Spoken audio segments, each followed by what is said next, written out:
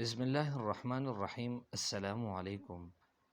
حدیث نبوی صلی اللہ علیہ وآلہ وسلم، نبی کریم صلی اللہ علیہ وآلہ وسلم نے ارشاد فرمایا، جس گھر کے دروازے رشتہ داروں کے لیے بند اور جس گھر میں رات دیر تک جاگنے اور صبح دیر تک اٹھنے کا رواج ہو جائے تو وہاں رزق کی تنگی اور بے برکتی کو کوئی روک نہیں سکتا۔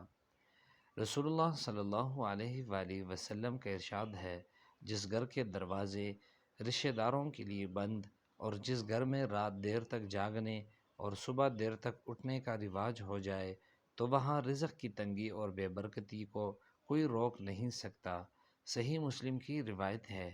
اللہ تعالی ہم سب کی حفاظت فرمائے اور اپنے آقا صلی اللہ علیہ وآلہ وسلم کی روایتوں پر عمل کرنے کی توفیق عطا فرمائے۔ آمین۔